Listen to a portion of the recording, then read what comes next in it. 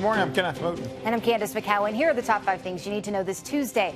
Number 1, our coverage of the public impeachment hearings will begin at 8:30 Eastern time this morning. We'll be hearing testimony from 3 witnesses who were on President Trump's call to Ukraine. Meanwhile, a new transcript released last night shows the State Department aide who says he overheard President Trump pushing for Ukraine to conduct investigations, told House lawmakers that he'd never seen anything like it. Number 2, President Trump's doctor says the unannounced visit to Walter Reed Hospital over the weekend was part of a planned checkup, dismissing rumors about the president's health. The military doctor released a letter explaining the physical exam was off the record because of what he called scheduling uncertainties. He said the president's cholesterol is down. And the doctor said despite some of the speculation that the president has not had any chest pain, nor was he evaluated or treated for any urgent or acute issues. On to number 3, new details about a series of hospital deaths in Seattle. 5 more deaths have been linked to mold in the operating rooms at Seattle's Children's Hospital. The hospital blames the ventilation system and says that system is now being replaced. Number 4, the Trump administration is reversing a long-held U.S. policy in the Middle East. Secretary of State Mike Pompeo says the U.S. will no longer consider Israeli settlements in the West Bank to be a violation of international law. The announcement could be a boost for Prime Minister Benjamin Netanyahu, a Trump ally who is trying to hold on to power. And finally, number 5, Burger King is facing an impossible lawsuit. A vegan customer claims the chain is contaminating its so-called Impossible Whoppers, which are plant-based, by cooking them on the same grill as meat burgers. The class action lawsuit is seeking damages and full disclosure of the cooking methods.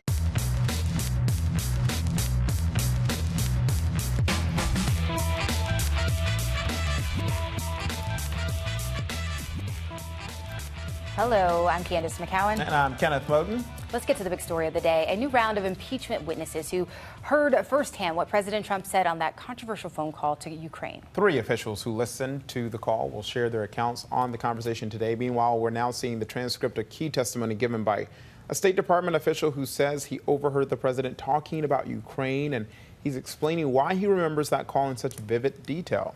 ABC's Megan Tervizian has the new details from Capitol Hill. Megan, good morning.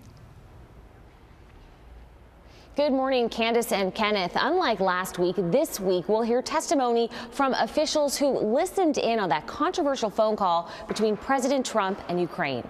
This morning begins 3 days of public testimony from 9 witnesses. Today's lineup includes 3 State Department officials who listened in on that July 25th phone call to Ukraine, including Jennifer Williams, a special advisor to the vice president who called it unusual and inappropriate, and Lieutenant Colonel Alexander Vindman, a top Ukraine expert on the National Security Council.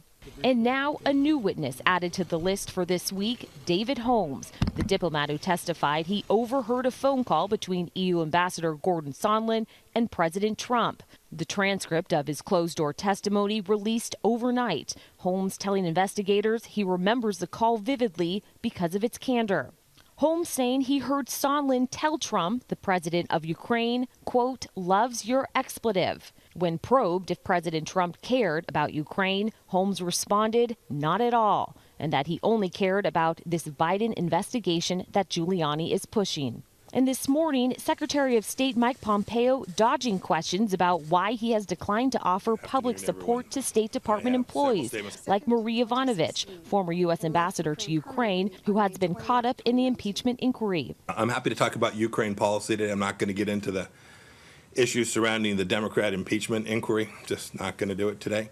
This, as President Trump says he is strongly considering testifying in the impeachment probe after this informal offer from House Speaker Nancy Pelosi. The president could come right before the committee and speak all the truth that he wants if he wants to. And the president responding to House Speaker Pelosi on Twitter saying even though he did nothing wrong, he likes the idea and will strongly consider it.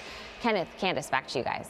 Megan, thank you so much. We appreciate it. President Trump's battle with House Democrats over his tax returns is now in a brief timeout. That's because Chief Justice John Roberts has temporarily blocked an appeals court ruling requiring the president to turn over his financial records to the House Oversight Committee. The committee's attorneys have until Thursday to file their arguments with the court. The president has also appealed to the Supreme Court in a separate tax return battle against New York prosecutors. Charges may be filed this week in connection to the death of accused sex trafficker Jeffrey Epstein. The New York Times and Washington Post report 2 federal prison guards are accused of falsifying records and failing to check on Epstein. The disgraced financier was found hanged in his cell in August. His death in a New York City lockup led to a shakeup at the Bureau of Prisons. And there's new backlash after Prince Andrew's interview about his relationship with Epstein. An accounting firm has now ended its sponsorship deal with one of Andrew's charities. A British university and a second charity are also considering the future of their relationship with Prince Andrew. He's been criticized for the way he explained his ties to Epstein during an interview with the BBC. Do I regret the fact that he has quite obviously conducted himself in a manner unbecoming? Yes. Unbecoming? He was a sex offender. Yeah. I'm sorry, I'm being polite, in the sense that he was a sex offender. Epstein took his own life in August while awaiting trial on sex trafficking charges. Prince Andrew is facing new calls to tell American authorities about his relationship with Epstein. Now to the Colorado man convicted of killing his fiancée. Patrick Frazee will spend the rest of his life in prison for the brutal murder, and a jury found him guilty despite no body being found and little physical evidence against him. This morning, a Colorado father has been sentenced to life in prison for murdering his fiancée, even though her body has never been found. A jury Monday determining that there was still enough evidence to find Patrick Frazee guilty of killing Kelsey Barrett. It was a sweet day in the sense that justice was brought to Patrick Frazee for this brutal, gruesome, senseless murder. Barrett was last seen shopping with the couple's daughter on Thanksgiving last year. Prosecutors insisted the evidence that Frazee killed Barrett was overwhelming after Frazee's former mistress, Crystal Lee, cut a deal, becoming the prosecution's star witness. Lee told investigators that on Thanksgiving Day, Frazee wrapped a sweater around Barrett's head and asked her to guess the scent of various candles, then beat her to death. With a bat in the back of the head as Kelsey is sniffing candles with a blindfold over her eyes. In court, Lee testified that Frazee told her how hard it was to eat Thanksgiving dinner with my family when the mother of your child is in a tote in the back of your truck. Lee admitted she helped clean up the crime scene after Frazee burned the body. Also taking the stand, an inmate who spent time with Frazee in a county jail. He said Frazee made a hit list with the names of witnesses set to testify against him, including Lee. I learned about Frazee. All sides. Frazee declined to testify, and his lawyers never called any witnesses of their own. We wish Kelsey were here today. That would be true justice if she could join us today. As Frazee faces a life sentence, Crystal Lee is waiting for her sentencing date. She's pleaded guilty to tampering with evidence.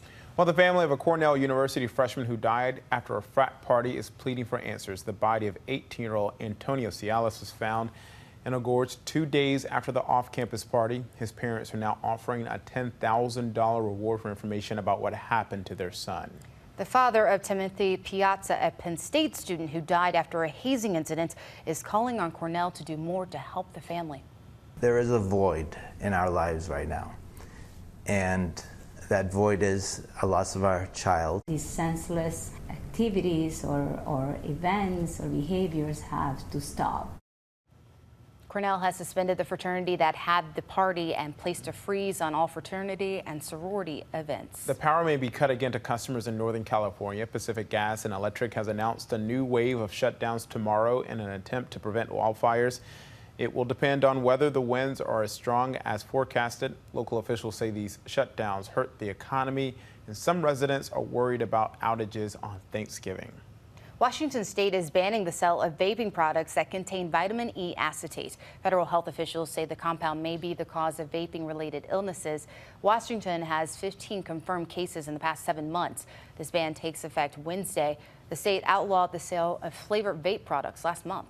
And this guy right here is being called the best football fan in America. He said 6 weeks ago that he would sleep on the roof of a bar until the Bengals won a game. Well, the Bengals haven't won yet. So Jeff Lanham is still sleeping on the roof, coming down only for bathroom breaks. Thank goodness. He stays in his sleeping bag and watches Netflix all day. He has a heater. That's what's important. He doesn't want the Bengals to win then. He's like, I'm having a good time.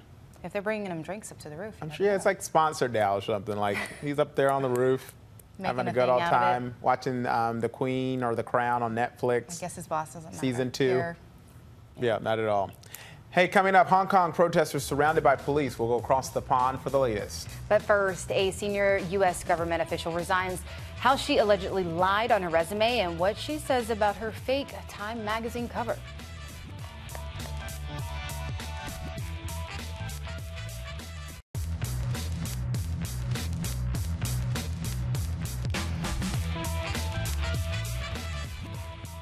Welcome back. We turn now to the senior official in the Trump administration resigning after being accused of embellishing her resume. This morning, Mina Cheng is defending herself, saying she did not embellish her career background. She's also addressing a Time magazine cover with her face on it, which turned out to be fake.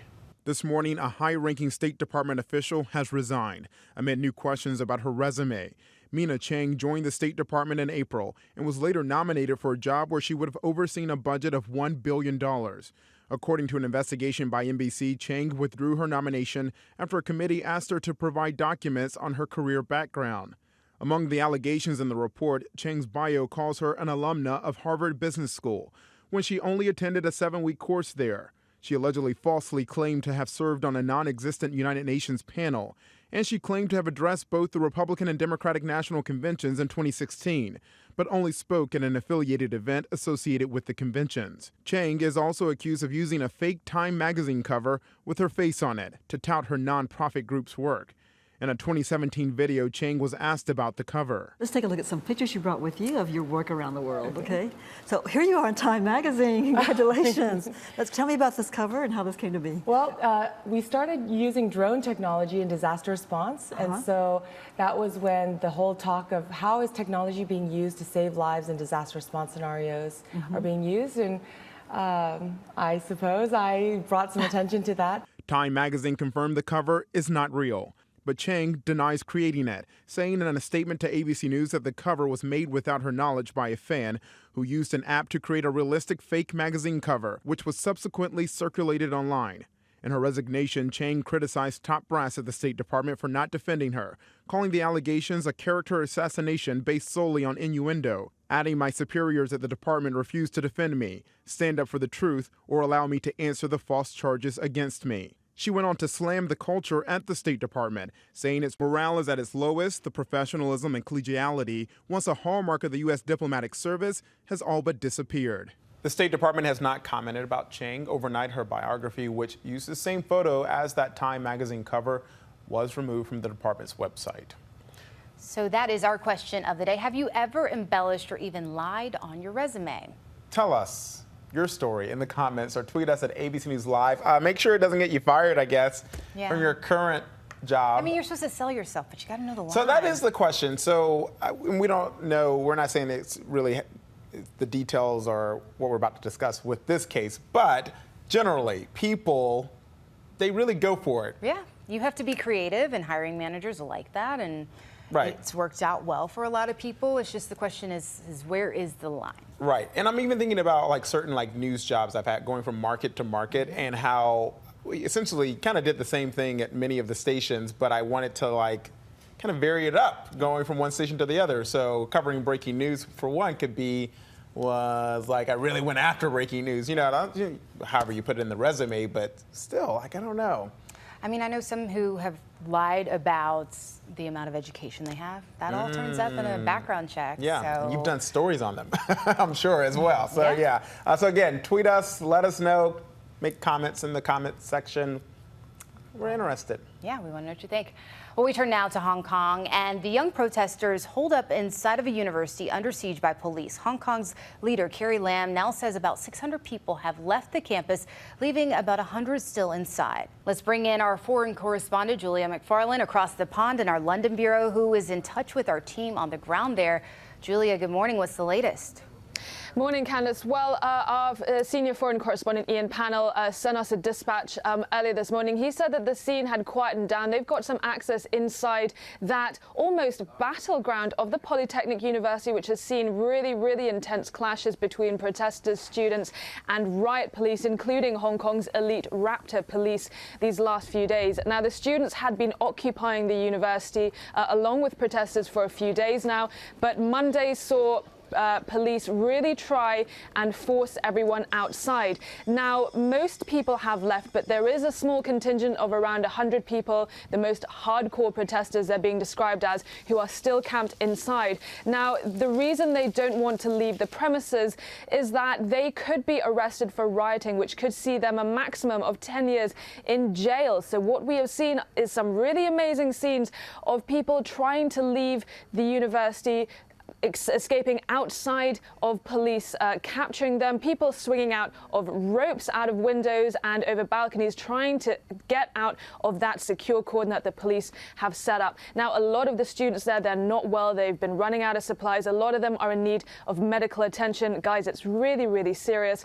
Scenes in Hong Kong getting uglier, but as our team on the ground reported, it's a little more calm today than yesterday. Well, that is a sliver of good news there. Those images really look like a war zone from that campus there. Moving on to North Korea, releasing a statement, Julia, saying that they are no longer interested in holding a, quote, fruitless summit with the U.S., coming less than a day after Trump tweeted, "See you soon," toward North Korean leader Kim Jong-un. So what do you think here? Is this the end of these talks? I mean, it's not a great sign, right, Kenneth? Let's just backtrack and just sort of explain what the North Korean Foreign Ministry were responding to. Now, there were reports that North Korean leader Kim Jong-un had described Vice President Joe Biden as a, quote, rabid dog. Now, President Trump 2 days ago, he tweeted in response to this, "Mr. Chairman, Joe Biden may be sleepy and very slow, but he is not a, quote, rabid dog. He's actually somewhat better than that. But I am the only one who can get you where you need to be. You should act quickly and get the deal done. See you soon." Now, obviously, President Trump was trying to insinuate that they will hopefully meet again, get back to those stalled negotiations which ended in February after talks in Hanoi came to an abrupt stop after it was clear that no steps towards a settlement were likely on that particular summit. But as you say, a new statement from the North Korean Foreign Ministry said, quoting an advisor, "I interpreted President Trump's tweet on the 17th to signify a new summit, but we are no longer interested in these meetings that are useless to us." All right. Well, before you go, can you tell us about these new discoveries in Peru? A Japanese university found some ancient designs there. Guys, this is a great story. As you say, at Japanese university, 142 new images they found on those incredible Nazca lines. They represent living things and other objects, and they found these over a huge area. And what's really interesting about this is that they have been able to utilize AI and machine learning to really help them pump a lot of data to try and find where new lines and drawings may be found, and also to kind of work out exactly what these images represent. So that is a humanoid. So yeah, this is described as a humanoid, what you're seeing now, a two-headed snake with two humanoid figures. There's a drawing of a fish. That one is apparently a bird, although to me it looks like an AR-15. I don't know what you guys think. That looks like some kind of rifle with a big back. This is a fish drawing. And the thing that's amazing about these drawings is obviously these are aerial photos and they're taken from the air. An enduring mystery has been how have they been able to draw these pictures in scale and in proportion to themselves when they cover such a vast amount of area? How can they see without having some way of looking at it from the sky that what they're drawing actually makes sense and fits together? It's an incredible mystery, and with this new technology, hopefully some answers are coming soon. There are so many mysteries that we just literally, I don't know if we'll ever find the answers to.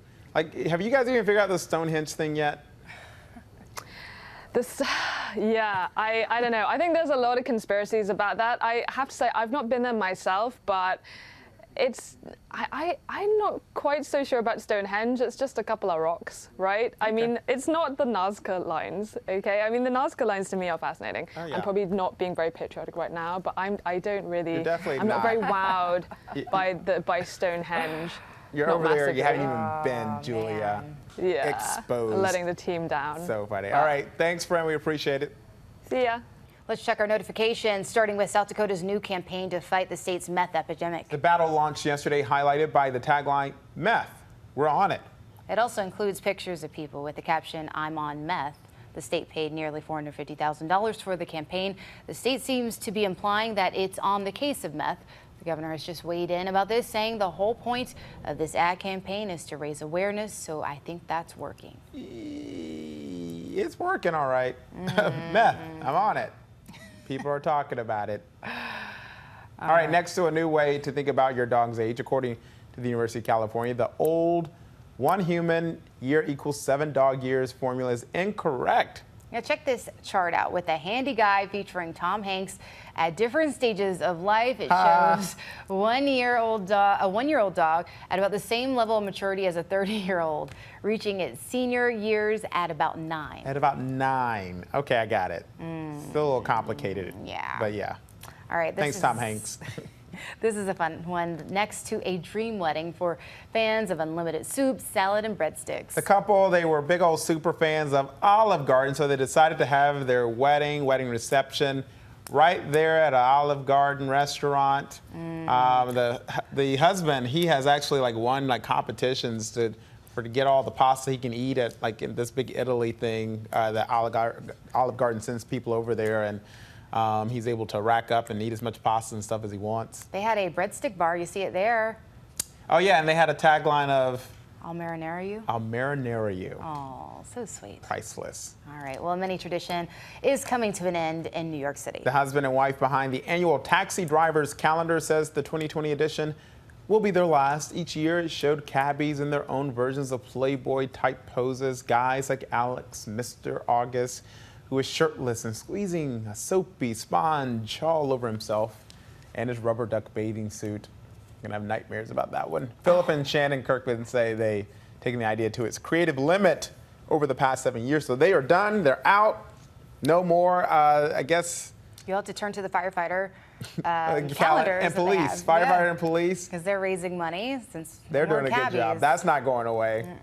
And this one's a fun one. If Smokey and Craig from Ice Cube's cult classic movie Friday could find the perfect job, this one might be it. Craig.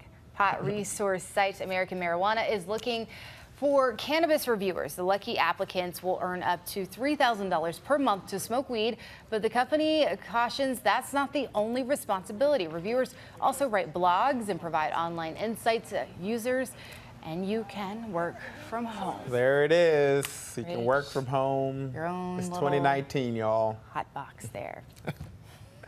People might want some ChickFilA. They might after that job. Get paid $3,000 a week to smoke weed. ChickFilA has attempted to extinguish a long simmering controversy over donations to organizations accused of being hostile to LGBTQ consumers. But it may have just ignited some fresh controversy in the process. ABC's Brad Milkey joins us now with more. Brad, good morning. Hey, that's right. You know, for years, ChickFilA didn't seem to care what people thought about its donations. Well, yesterday, it announced that 2 charities it has been supporting for years will no longer be getting those checks.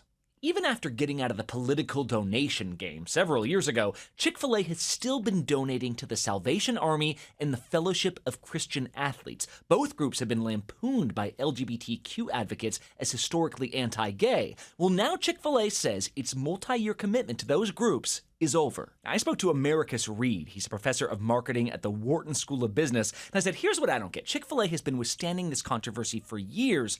Why now? Are they hurting for money or something? He said, they're not worried about this year. They're worried about 10 years from now. ChickFilA is so popular and so successful. I think the last data point I had that I had seen was that each store of the 2,300 stores, Brad, is making approximately $3 million in gross sales per store. And so this is serious money. They're killing it. And I think the idea is that what we want to be able to do for ChickFilA, we have to protect that, because moving forward, we know that the demographics are changing, the customer base is changing, and we have to be sensitive to these new consumers who may have these perceptions that we are anti-LGBTQ, even though we are pro-Christian values. Now, ChickFilA says it's still going to donate to charities whose sole mission is ending poverty and homelessness. The Salvation Army says they're disappointed because that's what they do. They also deny any allegations they've turned away gay or trans people from their shelters. Now, there's a lot of blowback among ChickFilA fans.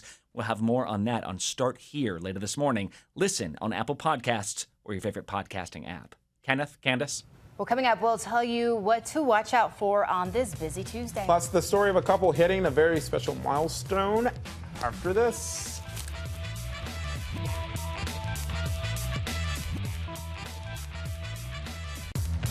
Here's what to watch out for today. 3 State Department officials who listened in on that controversial phone call to Ukraine are set to testify in public impeachment hearings, including Jennifer Williams, an aide to the vice president who was targeted by President Trump, and national security official Alexander Vindman. Also testifying Kurt Volker, the former U.S. Special Envoy to Ukraine, who provided text messages showing a push for investigations into the president's political rivals.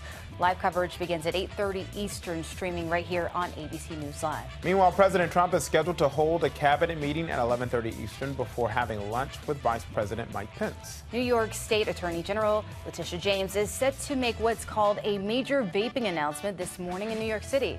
And teachers in Indianapolis will hold a large protest outside the State House. And finally, from us on this Tuesday morning, the amazing accomplishment by a couple from Austin, Texas. This is no ordinary couple. At 106 and 105 years old, John and Charlotte Henderson have just made it into the Guinness World Records as the oldest married couple in the world. They met as students at the University of Texas back in 1934 and exchanged vows 5 years later.